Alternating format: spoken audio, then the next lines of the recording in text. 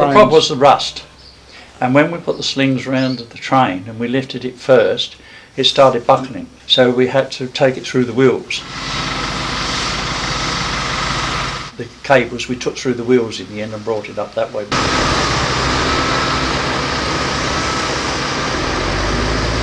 Police escorts, and there was escorts right down through the town, yes, and we had to do our own escorts as well. And of course, and it was right on Christmas, 12th of December. So in the main street in those days we had the decorations across the street. So coming down the street you had to have a lion on the front with a pole, and he was lifting the decorations so that we could get underneath them.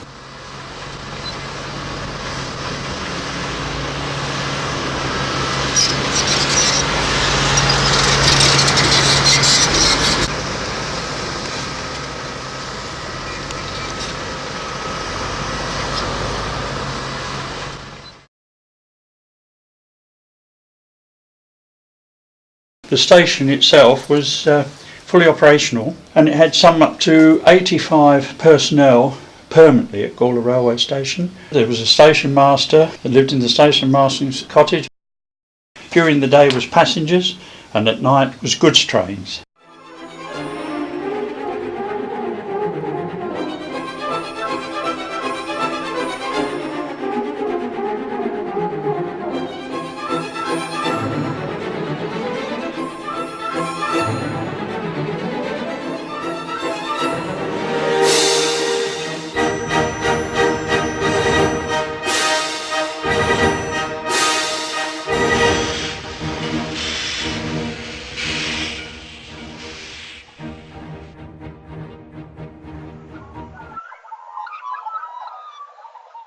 So the goods trains were loaded at night and they went off in the mornings, early mornings before the passenger services started. Yeah, so it was a very, very busy station right up into the 70s, and that's when everything sort of collapsed. One of our members thought perhaps the railway station was looking a bit dilapidated and perhaps we could do something with it, and the Lions Club took that on as a project. We looked at it, came back, yes, we're taking on the project, and then we looked at it the second time. We thought, well, how are we going to work this? We need labour, we haven't got enough in the Lions Club, we need money, and so we thought, well, we better form some form of a business, some business plan. So with that, we spoke with the Doctor Station, and we thought, well, to raise the money, we came up with a market. So we had a market every Sunday at the railway station, and that's in the northern car park, and this raises up to 15,000 a year for the Lions Club, which we spend the majority of that at the station area and to the local community. So all the monies are ploughed back into the community. Well, the Work for the Dole people, they come through employment directions, and that's taught them different skills of welding and getting rid of the rust, cutting the rust out.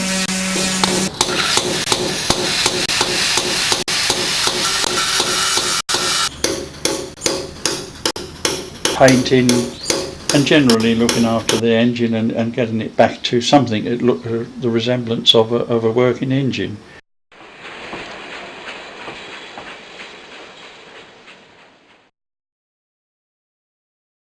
The gardens and everything's in the precinct of the station. That's all been done by Work for the Dole participants, teaching them different skills. The actual station master's cottage, we re-renovated that, we painted all the rooms, fixed the roof up.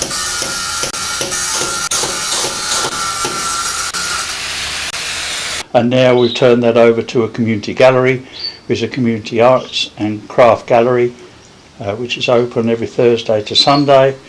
And you can see, if you look in there, the work that the Work for the Dole people done. We're working with different parts of the community. We work with local council, Trans Adelaide, which is a government group. We work with Work for the Dole, which is a government scheme. Well, the Work for the Dole people come through employment directions. Employment directions are very happy with the progress that they get from the youngsters. It must be working. We've had over 300 young people through the program up to now, and it seems very satisfactory. And we get wonderful comments from people that actually from the public that will write a letter and say, thank you, here's $20 towards the payment for keeping the graffiti down, and how lovely the station are. And we do get people come up to us all the time when we're working at the station and thanking us for what we're doing. And that gives you satisfaction. You don't need any other rewards but just a thank you, and it works very well. I had an experience with one lad. He'd been working at the cottage here, worked for the dole scheme, and we talked and we generally talk about different situations and things that happen. And probably a couple of years after he'd got a job, and he came back to me and he says, Pat, he said, you don't know what that meant to me. He said, when you shook hands and put your hand on my shoulder, he said, I was going through a black spell, and he said, that encouraged me to move on. He said, you've no idea how much that helped.